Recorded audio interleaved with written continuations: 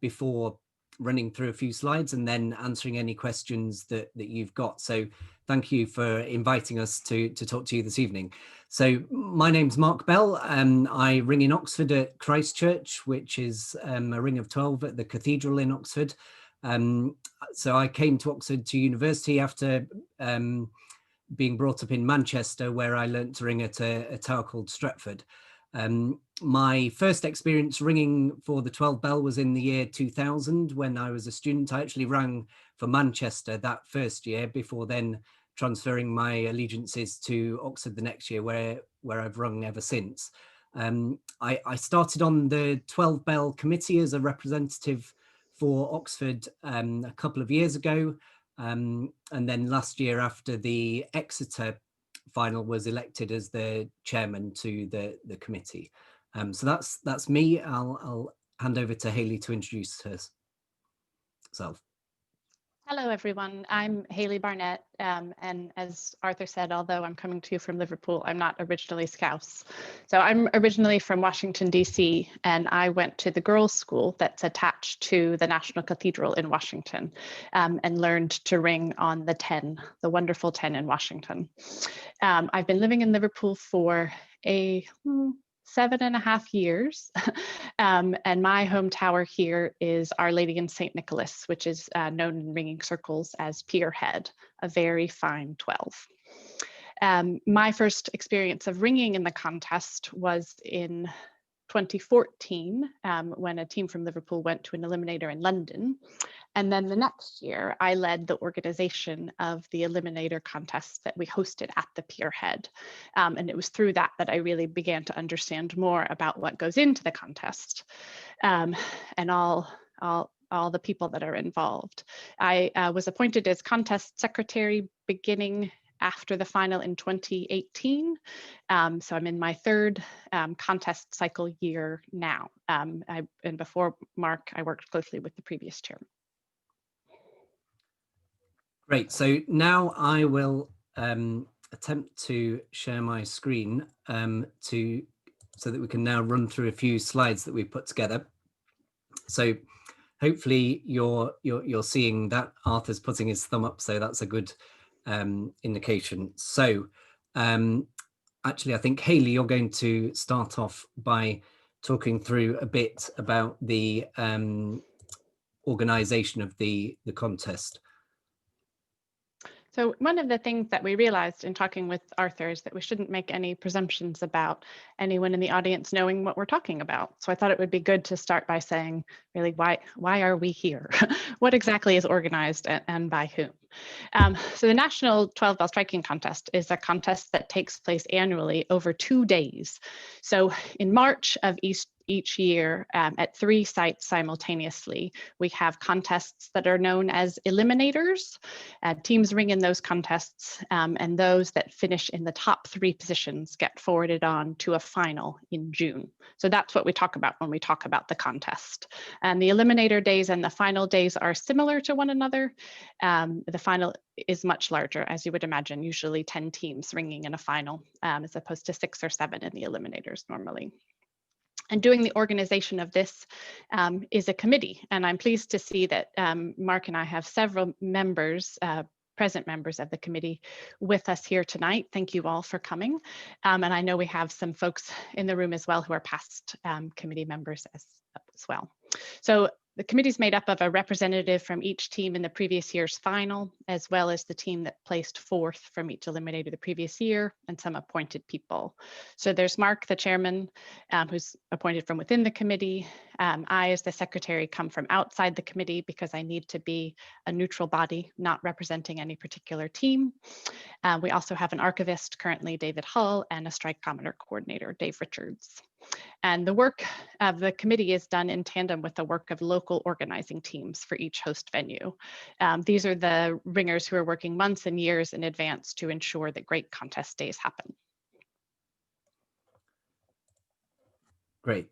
Thanks, Hayley. I think this is me for this next slide, just to give you a brief history about the contest.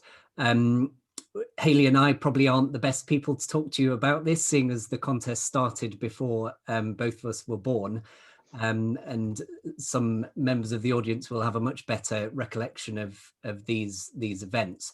But just to briefly run through some of these facts. So the contest started 45 years ago, where there was an invitation-only contest between a few teams who were ringing on 12 at that stage. So they went to St Mary Redcliffe, where Leicester won the first competition, and then they hosted the next year, where the Taylor Trophy was awarded for the first time, and that's the trophy that continues to be awarded to this date. And so on a rotation, those first 5 teams hosted the first 5 finals, and it was even in those early years that the contest started to grow, in other teams being invited to join. So much so that in 1978, a committee was established to run the organising of the contest. At that time, there was just a single position as sort of a joint chairman and secretary. And it wasn't until 1984 when, because of further growth of the contest, that it was separated into the 2 separate roles that Hayley and I now occupy. So in 1979, that was when the first eliminator was held, because there were more teams that had entered than could be accommodated in the final. Actually, in that year, it was a number of and this is the reason it's called an eliminator, was that one eliminator was held, and a number of teams were eliminated, with the remaining progressing to the final, along with a number of teams that had progressed by coming in the top positions from the previous year. I think there's some debate as to whether the term eliminator is the best to use now that there are a number of eliminators, and whether it be better to call them qualifiers. In the contest continued to grow through the next number of years, and the most number of entries that has been in a year was 26 in 1997.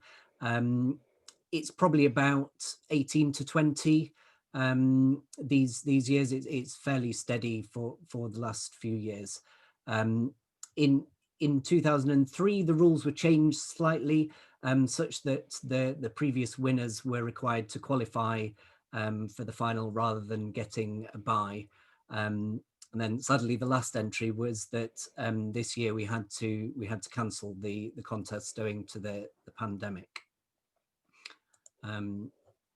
Right, Hayley, or was this my slide or yours? Yours. It was mine. Okay. So the committee and its operation. So when does it meet? Where does it meet? And what do we talk about? So normally there are 3 meetings a year. They're held in September, December, and then a short meeting in June, straight after the final, at the actual final venue. This year, exceptionally, because of the pandemic and us not knowing how things are going to pan out for, well, both this year and next year, we've actually held some extra meetings. So we've been holding them every couple of months at the moment. Before the pandemic, we used to meet in a central location. So the Wellington was our favoured location to meet, because that was a fairly central location that we could all get to. Since the pandemic, that hasn't been possible, so we've reverted to having a Zoom meeting, which has worked really quite well, and I think so much so that we may well continue with that in future, owing to the distances that people have to travel. So there are people coming up from Exeter and down from Liverpool, and sometimes even further afield. So we could save a lot of air miles, so to speak, if we continue to hold it on Zoom.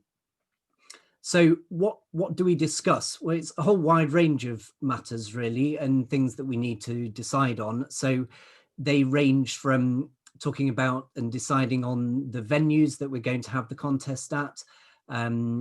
We talk about what we're going to ring, what's going to be the test piece. Is it going to be Maximus, or is it going to be Syncs? And if it's Syncs, then what touch is it going to be? We talk about and appoint the judges. We plan for future years, contests in future years. At the moment, we're discussing all the way up to 2026 where we might hold the contest, because as you may realize, it takes a lot of organization to put such a large event into practice. So we need to give ourselves quite a long lead time to give the local organizing committees time to put their plans together. We also look at and invite entries from 12 Bell teams around the country. We check that those teams meet the criteria for being allowed entry into the contest. We then decide how many teams are to be seeded, how the draw is going to be performed, and so then we do the draw and allocate the teams to the eliminators. There are also accounts to run and to approve. We have various admin procedures and guidance that we undertake for all the various different aspects of the committee. We look at how the rules can be reviewed and improved, and indeed just at the last meeting that we had at the weekend, we changed a rule to bring it more into line with how we've actually been operating. Each year we'll look at the past year's contest and we'll review things. Have things gone well? What things could we improve?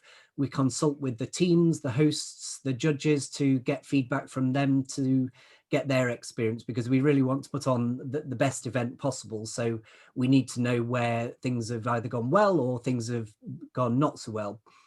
We also have an overview of the use of the Strikeometer in the contest, which we'll come on to talking a bit about later. And so we discuss its use, and indeed at the moment we're consulting on its use with a new Strikeometer working group that's been set up, which is actually outside of the committee, that are working on the software and things. So I think that's all about the meetings that we have. I think what we wanted to convey there was that, you know, it's really quite a large undertaking, and there's lots of different things that we think about in planning for the contest, but hopefully that goes into running a really good competition. So Hayley's now going to talk about the teams. Yes, and on this slide, I've put a picture of the Exeter team from 2019, the reigning champions. A professional photographer was available at Exeter that let us use those photos with proper credits. So for a contest, we need to have some teams. So who can be a team? So the rules for the contest say that any 12 bell band ringing together regularly and representing a center of 12 bell ringing can enter. So that means any local band, any association or guild, any non-territorial society that is representing a 12 bell ringing, a center of 12 bell ringing can enter. So Mark mentioned that we had 26 teams enter at the peak, and in 2020, before the contest was canceled, we'd had 20 teams entered, and I really liked it that there were 20 teams that had entered for 2020, and I'm still sorry they didn't get to ring. Entries for the contest are normally made in November for the contest that takes place the next year. And the reason that it's made in November is there's a lot of work that has to go in advance before the eliminators take place in March. So in November, entries are invited. Team captains put together their team lists. They can submit the names of up to 36 people for their band of 12. And they submit that to the committee along with their application fee, and the committee reviews the names that have been submitted by the team captains to check to make sure that all people are believed to have a regular association with that center of 12 bell ringing. So what if you ring at more than one 12 bell center though? Do you have to choose? Do you have to choose your favorite one? You don't have to choose your favorite one at the outset.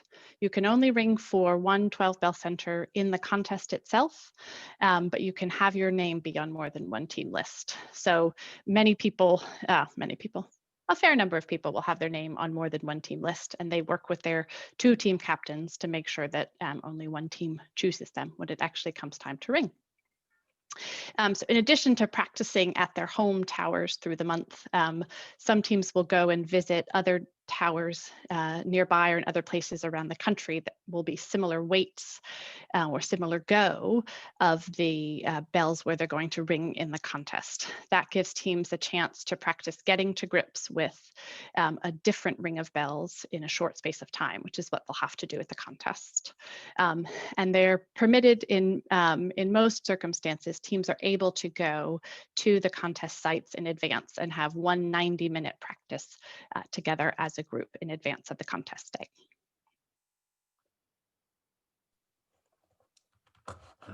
Right, is that time for the next slide? Right. Next slide. Next slide, please. Next slide, please. So I'm going to talk about the judges. So how do we decide on who the judges are? How many are there? And what do they do? So the committee decides who to approach as the chief judge. So we look to see, who would be an appropriate candidate. It's normally someone who's an experienced 12-bell ringer and most often has been a judge at the 12-bell previously in at least an assistant capacity. So this year it was supposed to be Julia Cater, who I believe earlier this year gave a very good talk to you on ringing heavy bells. So she's meant to be the judge for next year. Sorry, Ben Carey was supposed to be the judge for this year. Getting ahead of myself. And so then once we've appointed the chief judge, together the chief judge and I work to put together the judging team. So there would typically be 3 judges at a final, but it has been more than that in the past. Sometimes it depends on how they decide to allocate their roles. And then each of those judges, if there were 3, they'd typically act as the chief judge at each of the eliminators, having then 1 or 2 other assistant judges at those eliminators. So where and how do they judge? So we've put here a picture of judges, I believe in a caravan. Is that a caravan, Hayley? When they were judging at St Margaret's, Leicester, a few years ago. So historically, the judges have been in a nearby location, whether that be a caravan or a room where they have, good within good hearing range of the bells. Nowadays, actually, because of the use of the strikeometer and the audio feed that's taken from the bells to feed into that, the judges would listen directly to the output from that audio feed. So then there are fewer restrictions as to where they actually need to be. So they can be secreted away in some room that wouldn't naturally have, good listening vantage of the bells, but they can hear through that audio feed. Do they get any breaks during the day? I think the answer to that is generally no. Having been a judge once, it's a very intense period, and in the bits that there's no ringing, you're thinking about actually the ringing that's just taken place, and how you thought each team had rung and the comments that you might make. You're probably able to slip away for a comfort break for a few minutes, but what would normally happen is that there'll be an army of volunteers, stewards who are on hand to bring the judges refreshments, food and drink, and sort of tend to their every need to make sure that they can fully concentrate on the judging process. So then the question, what happens if someone disagrees with the judges? This is actually a question that Hayley slipped in and I haven't really thought about, but I'll answer it on the hoof, in that essentially the judge's decision is final. And this is even over the strikeometer, as we'll come on to discuss about the strikeometer. The strikeometer is merely a tool that's available to the judges for them to use. I think they find it a useful tool and helps them to maintain some degree of consistency throughout the day. But I think as a committee, we're very much of the opinion that we want there to be human judges to give, you know, their valuable feedback, because they are experienced 12 bell ringers themselves. And so we want them to have the final say. And so we are happy for them to disagree with the Strikeometer. But unfortunately, if you as a contestant disagree with the judges, then that's tough luck. The judges' decision is final. That's not to say that the judges may not make mistakes or that you may not disagree with them, but I think that's sort of part of the rich tapestry of life and gives us something to talk about in future years. So moving on to the Strikeometer, what's this all about? For those of you who don't know or haven't had experience with the Strikeometer, so this is a piece of software that takes the audio output from the bells. So typically there would be a microphone hung at some location in the belfry, I think typically above the bells, and it records the acoustics of the bells as they're striking. And then what it does, it's got some clever algorithm inside it, which actually works out when each bell has struck. And then it takes those striking times and puts it through a further algorithm to then decide, actually, is that good ringing or not? You know, they sort of match it to a grid of when, you know, the perfect strike time would be, and they can look at the deviations from those times to then give a measure of how well a band has rung. So it's very good that it's independent. You know, it's not biased to whether it's listening at the beginning or the end of the day, when judges may have, you know, become accustomed to, you know, the band's ringing, or they may be a bit more tired or whatnot. And it also provides a variety of degrees of metrics, so you can look into individual bells and how they're ringing. You can, you know, see if there's one bell that, you know, people are having difficulty with, or looks like it might be a bit odd struck, that sort of thing. So the Strikeometer has been used in the 12 bell since 2011, when it was first used at the final, and then since 2014 it's been used at the eliminators, and so now it's a regular fixture of the 12 bell contest. And I think the bands that have been ringing in the contest now are quite familiar with it. That's not to say that it's easy to understand. I think the output of it is still bamboozling to a lot of ringers, but as we mentioned before, there's, you know, continued work on the Strikeometer to try and improve both, you know, the algorithms that they use, but also the output and the usability of it, so that, you know, it is easy to understand. And the hope eventually is that it'll be something maybe even as easy to use as an app that you can run and give live feedback after each touch when you're ringing. We're a way off that point yet, but that's sort of where we're aiming for. So we have an excellent Strikeometer coordinator in David Richards, who heads up the Strikeometer team, and he puts a huge amount of work in behind the scenes, organizing both the hardware and the software. So there's a huge amount of actual hardware that goes in, and the setting up of that is a mammoth venture in itself, getting all the kit to the various towers and then installing it. I believe at Exeter, the length of cables that were required to get from the microphone to the computers and into the judges was about 1 kilometre long. So it's no mean feat in getting all that organized. So then he's assisted by an army of Strikeometer technicians. So there'll be multiple of those at each of the venues, making sure that both the hardware and the software run smoothly. They're providing that output of the Strikeometer to the judges, making sure that the judges have got everything they need.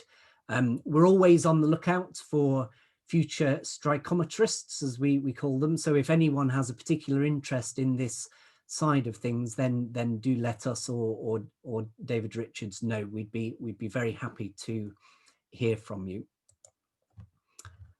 So I think my final slide, I'll talk about the host venues before handing back to Hayley. So how do we choose these towers? What makes a good host venue? So what we're looking for is a final tower to host the final, and then normally 3 eliminator towers each year. In the committee, we discuss the suitability of the towers to make sure that we're going somewhere that will put on a good contest. So something that's really important is the internal acoustics, such that everybody can hear their bell and produce as good ringing as possible. Also, particularly for the final, is can they put on a good social side of things? Is it a suitable tower for ringing for up to 5 hours on a given day, which isn't possible at all towers, particularly in city centres. But I'd hope that over the years we've gone to a good range of different venues, and those of you who've been to the final, I would hope, have had some memorable occasions there. The setting of Exeter Cathedral last year was particularly special, and the garden that we had privileged access to made a wonderful setting, both socially and for the quality of the bells there. So also as a committee, we're constantly assessing towers and getting feedback from various people within the committee. We've hopefully got quite a large amount of experience on people who've rung on 12 at a wide range of different towers, so we can feedback as to the go and the sound of bells, whether there are improvements to be made that could make it a better venue, and we then work with the local ringers to work with them to make sure that their bells and fittings are in an optimum order when we visit. The last thing that we want to do is for something to go wrong on the day, and for that to spoil the contest. In terms of the local ringers, that the host volunteer team is really, really important. We couldn't put on the contest without them, and as much as the actual bells are important, it's of equal importance that we've got a willing local volunteer team that actually wants to host the contest. That really makes our job as a committee easier, and we couldn't do that without them. So the local team will provide the stewards for the day, whether that be in ushering the teams, in helping with the judges, or helping out with the local catering that's put on, or providing local information. Quite often there's a local website which is put together with information about the day, and that local team would also provide the liaison between the church, cathedral, and the local community. Again, going back to Exeter, which one of the reasons that they put on such a good final was that they were able to draw on really quite a large pool of volunteers, which made a really good day for everyone involved. Right, back to Hayley. Thanks, Mark, and sorry for slipping in that question about what happens if someone disagrees with the judges without telling you. So finally, we come on to contest days, the ringing. This is the action, right? This is where it all happens. This is why we're here. So one question that comes up is, how do you know which team rings first? Do people just put their hands up? Is it first team up the tower?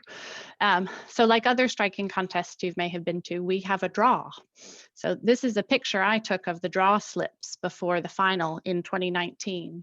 And I had to be very sure that every team had a draw slip and that no team had more than one draw slip.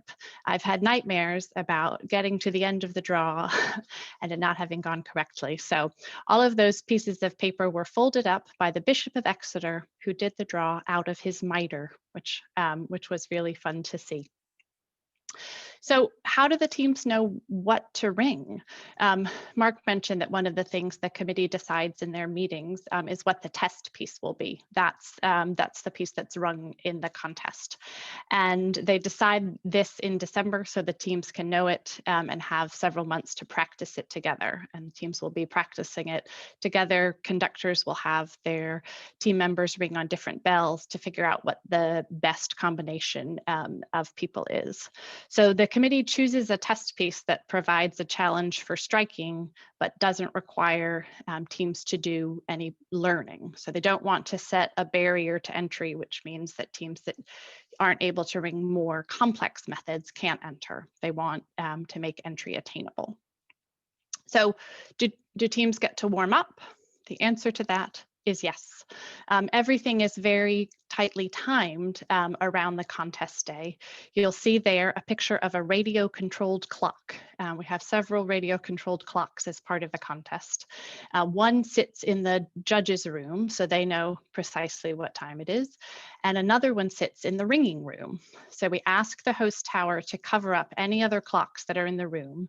And they have this one radio controlled clock on the table. And that is the official clock. Each team gets 30 minutes maximum in the ringing room. And in that time, they have about 10 minutes or so to warm up, to ring the test piece, to get to know their bells, to adjust their ropes if necessary. And then they use the last 15 minutes of their 30 minutes to ring their test piece. And they give a signal to the judges before they ring their test piece. They do 2 hole pulls on the 1-2. To let the judges know when to tune in their ears, that they're going to be starting their piece then. So with this tightly timed day, how do we avoid traffic jams on the stairs? And the answer to that is with the help of some stewards. So while one team is ringing their test piece, there's a steward who has brought the next team to ring up to the top of the stairs, and they're standing outside the ringing room door. They're standing there, they're probably nervous, and they're listening to another team ring. And once a band has finished their test piece and stood their bells, then the steward opens the door to the ringing room. The new band comes in, maybe exchange some pleasantries with the band that's just rung, have a picture of a hug being exchanged between people in one of those crossovers. And then the band that's finished leaves as quickly and as quietly as possible to give the next team an appropriate amount of time in the ringing room. We all know within ringing, sometimes things can go wrong. Ropes can break, stays can break, unexpected things can happen. And there are contingencies in place within the contest to try and make things right when this happens, whether changing the timing of the contest on the day or trying to rearrange things. You know, the contest is reliant on the goodwill of the competitors. So with that, next slide, please. So another aspect of the contest day, and actually how most people spend most of their day, since they've only got 30 minutes in the ringing room, is on socializing. So I've heard some people say that bells plus bacon plus beer equals the 12 bell. And I think in some ways that's true. So the local organizing teams put a lot of effort into the hospitality that goes into the day. It's customary for there to be coffee and bacon sandwiches available for purchase when teams and their supporters arrive in the morning. Tea and cake throughout the day, and some form of lunch available for purchase, or directions to where people could buy some lunch. It's usually customary for there to be a bar as well. We see pictures of an outdoor bar here in Selby on what was a pretty cold day, not the nicest day to be tending bar. We appreciated that they were there.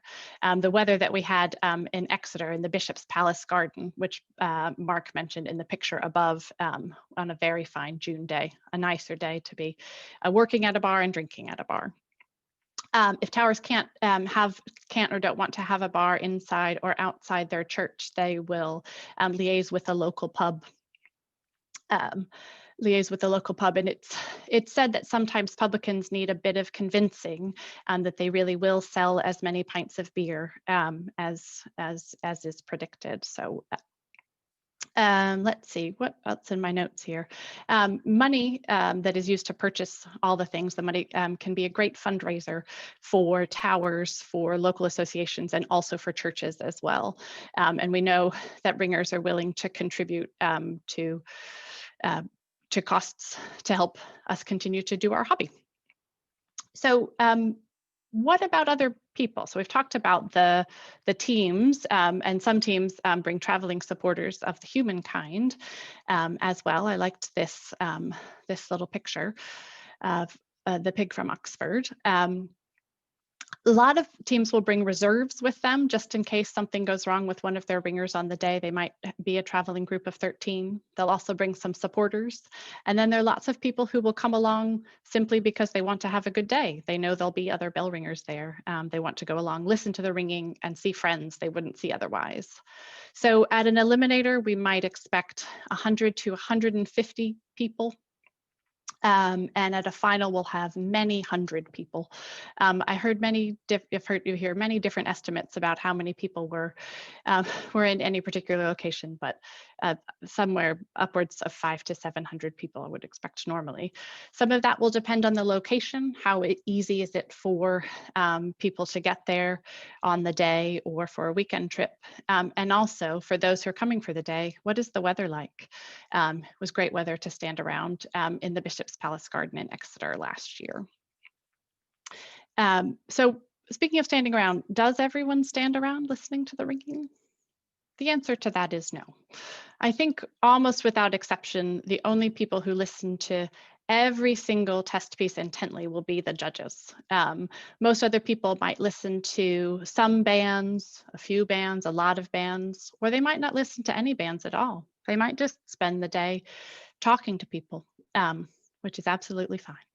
So, and again, just one more note to say, all of this is put on by the local organizing teams. The contest wouldn't operate without them.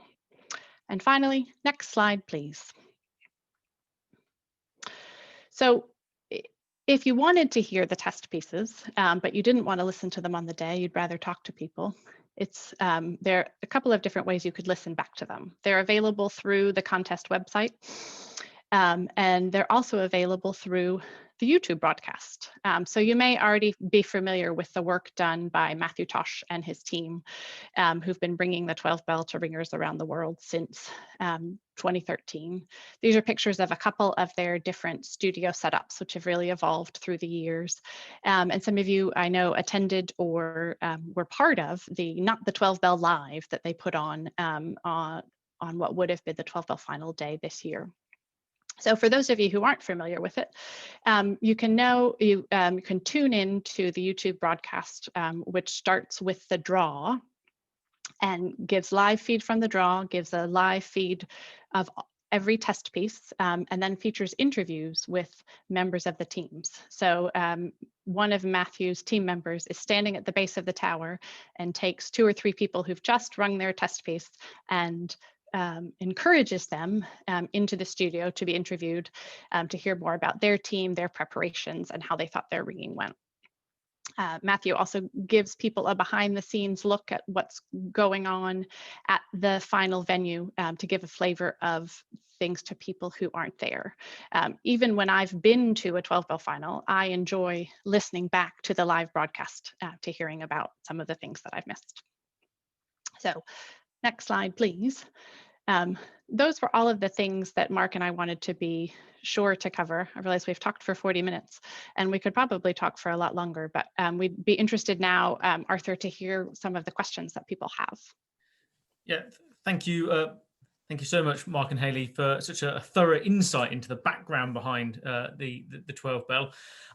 There are a couple of questions. I mean, you dealt with loads of the questions that came up beforehand. A couple of things, though. I wonder if we could talk about practices first of all.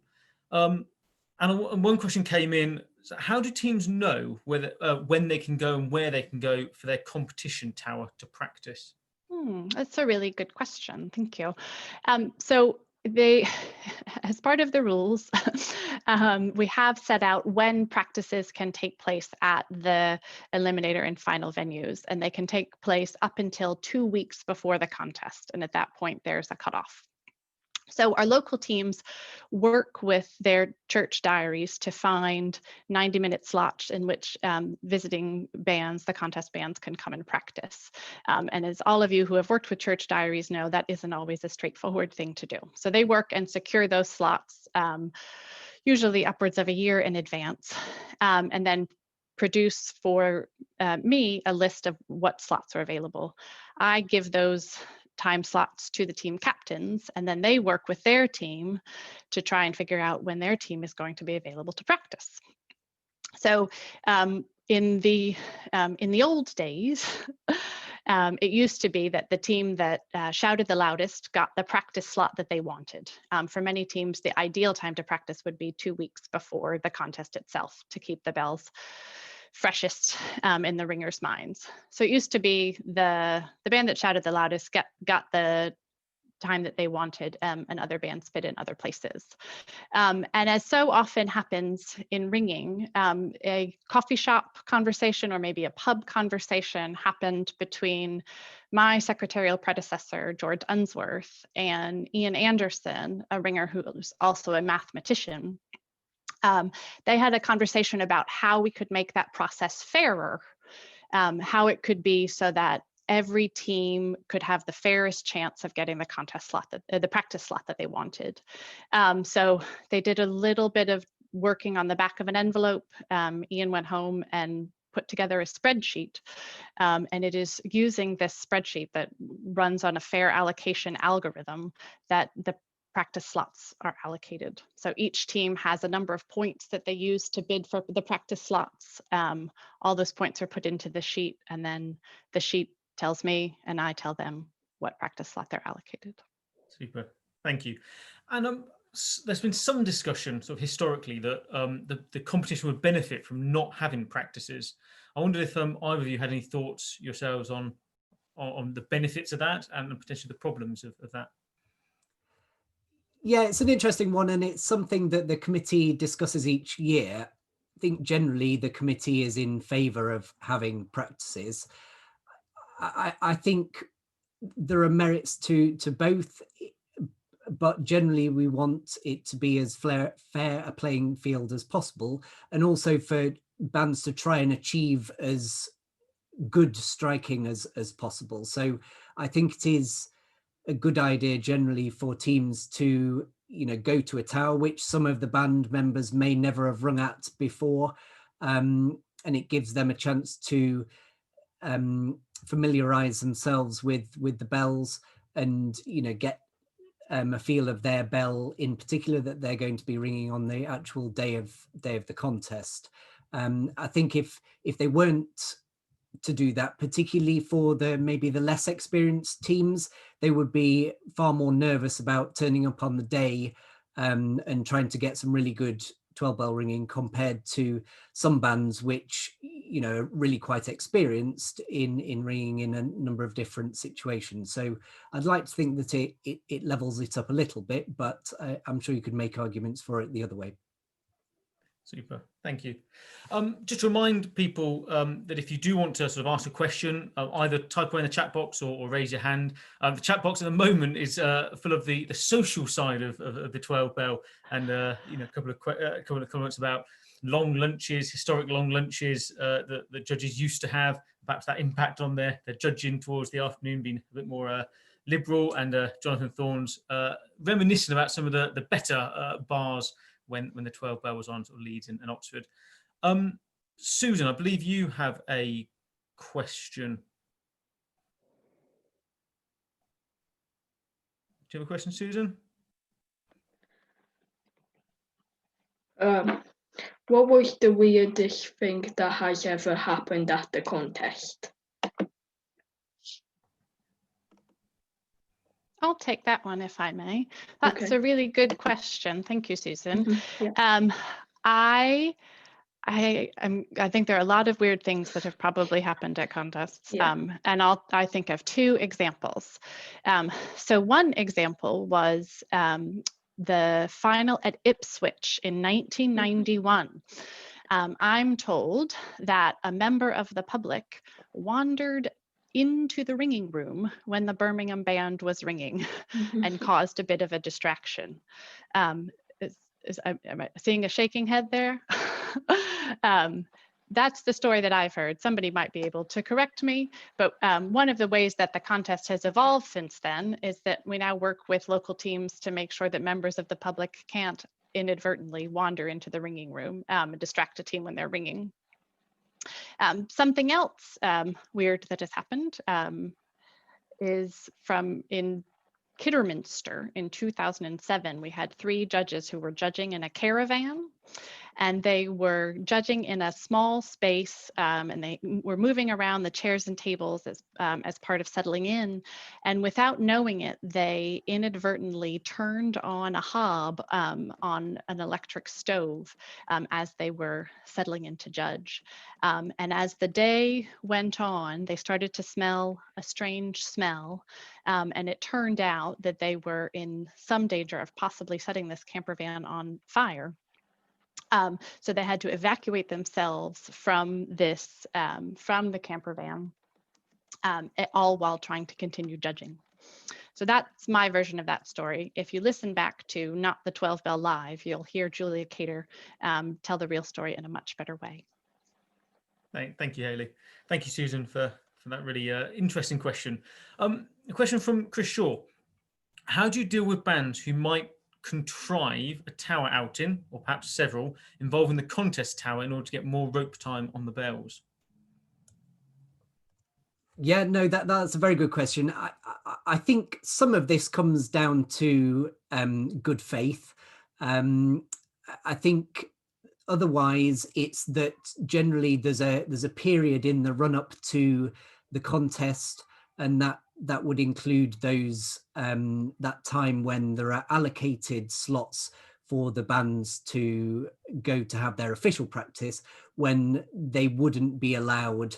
And so we would talk with the local organising tower that to not permit teams to go for extra practices.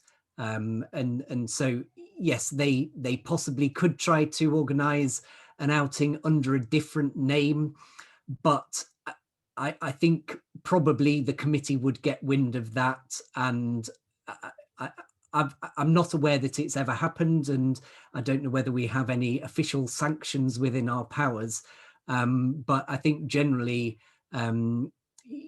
people go about it in the right way and don't try and do anything particularly underhand like that. There's always going to be some towers which some bands are more familiar with because they're it's local to their area, or indeed it's their home tower, and so they're going to get a natural home advantage. And actually, if it's their home tower, we don't ban the band from ringing on their own bells in the run up to the contest. They're allowed to have normal practices and Sunday service ringing at their own tower. So, but that's part of how the contest gets around to a number of different rings of bells, and there's always those factors which go into the mix, and it gives a nice home advantage to those teams once in a while. And Exeter used that to full advantage last year when they won the contest on their own bells. Super. Thank you.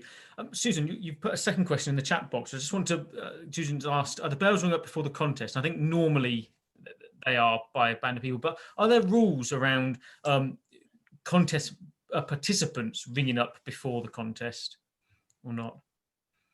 Yeah, so generally we would want it to be people who aren't ringing in the contest who either ring up the bells, or actually what would normally happen is that there would be a little bit of a ring before the contest started, just so sometimes the judges could go and have a little ring on the bells themselves, or they could make sure that wherever they're listening from, they can hear the bells clearly, whether that be naturally or through the audio feed. We would hope that there would be enough stewards or other supporters to be able to help with that test ring. in the scenario when there weren't enough and we needed participants that were actually, taking part in the contest to do that, they would be asked to ring a different bell from the bell that they would be ringing for their team, so that they didn't get any unfair advantage. Super, thank you. Alison's put a question in the chat box, and it links back to something actually that a couple of questions came in around other striking contests and what guilds and associations might pick up from the National 12 Bell. But Alison asked, should we begin to think about national 6 or 8 bell competitions? You've got the Tewkesbury 10 bell, which is a well-established 10 bell contest. Obviously, the 12 bell. What are your thoughts about sort of 6 and 8 bell competitions and the potential for national competitions for those, for lower numbers? It's a tricky question to. It is a tricky question. The goal of the 12 bell striking contest is to promote excellent ringing on 12 bells.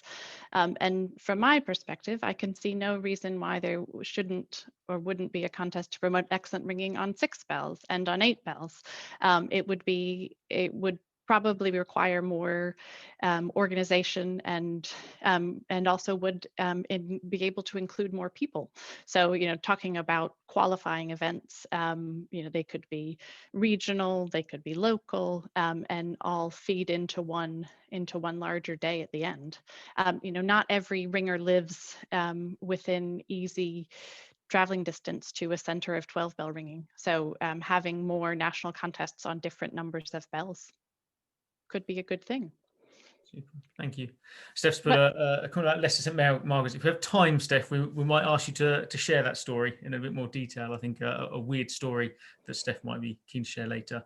A question came in around encouraging people to be involved. So how can the competition be used to encourage more people to participate in 12 bell ringing rather than be frightened off by the apparent quality and top level impression that's created? Yeah, that's a very good question. It's a tricky balance because we want to encourage that quality. We want the best team to win, and we want to encourage, excellence on 12. That's one of the aims of the contest. We'd also like not to put teams off from entering, and we would encourage any team who's ringing on 12 regularly to consider entering. And in fact, I think, in recent years, there have been a number of different local and so, less high profile contests that have been set up to try and help teams bridge that gap. Because one of the problems is that, for teams that don't have much experience, they don't want to embarrass themselves at a national competition. What I would say to that is that actually, I think the 12 bell provides a really good incentive for bands to focus on, to practice together, to improve their 12 bell ringing, and they shouldn't be put off by that. And actually, I'd like to hope that one of the things we've conveyed is that actually it's, while people take the ringing seriously, it's actually a very friendly event. And so we do want to be encouraging to teams who may not qualify for the final straight away to think about ringing, and because it will provide that good focus for 12 bell ringing. Thanks, Mark. And I wonder, actually, just as a development of that, another question came in, which I think links in well with what you were just saying there. It's around what lessons could be transferred to typical branch and society level competitions, especially where these seem to be less popular now. I know in Birmingham, our 6 bell contest is normally quite popular if we make huge efforts to encourage people to come in. We don't have an 8 bell competition anymore because it just lacked any kind of popularity, and maybe that's a mistake. But I wonder whether there's any thoughts you have about anything that I could learn, I guess, as a guild ringing master, for how we might transfer some of what you do at the 12 bell to what we could do at a guild level. Yeah, that's a really good question. Again, I think what I would say on that is trying to, what we aim to do with the 12 bell is to create a really good event that people want to come to. And there's obviously some secret alchemy that gets everything, all the different factors that come together to make that. One is that there's some really good ringing, and that people really want to strive to win the Taylor Trophy. It's, you know, probably the most prestigious trophy to win in ringing.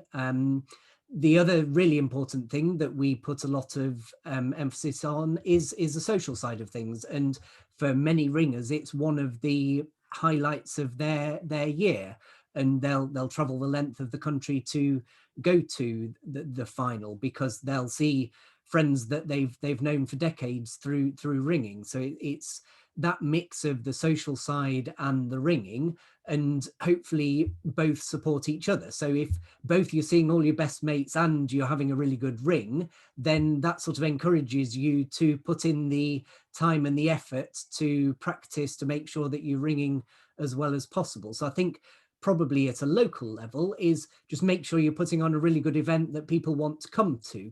And if people, you know, it's something that people are looking forward to, then they'll put in the hours for practicing, and then it'll become the event that people want to go to because it looks really good if you win it. That's really interesting. Thank you. I'm conscious about time, so I'm going to ask one final question to you both, and then we'll summarise up, and then possibly if Linda and or Steph want to share their amusing stories, they'll be welcome to in person. But one final question for you both. Why do you think the 12 bell is important then? Yeah, I'd say for those reasons, in that over the years, it's encouraged this good ringing on 12. We've seen the growth in the number of teams that have entered and participated over the years. It's provided that sort of showcase event for ringing that people want to go to, and so it's brought together sort of all the good things in ringing, both really good ringing, but also really good camaraderie, whether that be within bands. I know when I've taken part, it's always provided a really good focus for our ringing in trying to get the really best out of our band, and you know, given some of the ringers that are aspiring to that something to work towards, but then also the social side of things, and that bond between ringers, and that you know, we look forward to seeing each other, and that some really good friendships have been made and established and continued through events like the 12 bell. I concur with what Mark says. You know, to me, the two main things are the quality of the ringing and pushing everyone who wants to be pushed. You know, the rising tide of 12 bell ringing will help all bands in their boats. And my favorite thing about it is the camaraderie. So we've got some good camaraderie in this room tonight. Thank you all very much. There's camaraderie, you know, among the committee, among the teams themselves, the local organizing groups, and when people who aren't involved at all, who aren't organizing, aren't ringing, aren't judging, come along on the day and get to spend time with one another. And that's one of the things we really value as ringers, is being together. Super. Thank you both. I'm going to do a quick plug for next week, first of all, and then we'll round up. So next Wednesday at 7 o'clock, our final one before the Christmas holidays, we are joined by Simon Linford, who's going to tell us the story of the 100 Spliced, all the Splice works that he has done on lots of different levels. So come along to hear about how you learn just an extraordinary number of methods, and how you ring for such a long amount of time. You know, how you get that resilience going. So 7 o'clock next Wednesday, Simon Linford will be joining us then. I would also like to say that if this is the first time you've joined us on a Wednesday night and you'd like to sign up to our sort of mailing list, so to speak, just email smgcbr@gmail.com. I'll put it in the chat box in a moment, and I can add you to just the Wednesday night talk mailing list, and you'll be very welcome to any of the talks, and you'll just get the emails about those. So I think it just leads me to thank Hayley and Mark for tonight. For those of us who have been to competitions in the past, I think you've given us a really interesting insight into the behind the scenes, and you know, so some reminiscing about the competitions and of course what we've missed in 2020, but hopefully what will be back in full force next summer. And for those of you who haven't been to a talk before, I hope a competition before. I hope this has inspired you to think about going along to the next one. So thank you for all your preparation and the thoroughness that you came to this task with. I think on behalf of the Guild and myself, really appreciate it. And there's lots of thanks coming from the chat box. So please have a quick look at that now. Thank you for the presentation, the fascinating presentation, enjoyable. I echo those words from people tonight. Thank you, Arthur. Thank you for the invitation to speak to you. It's been a pleasure. Yeah. Thank you all. Well. Thank you so much. Thank you both, and everyone have a safe. I was supposed to say a safe trip home, but of course you are home. So, that's a stupid thing to say. I will stop the recording, and I don't know if Linda or Steph want to share their weird stories. I'm staying on to hear them.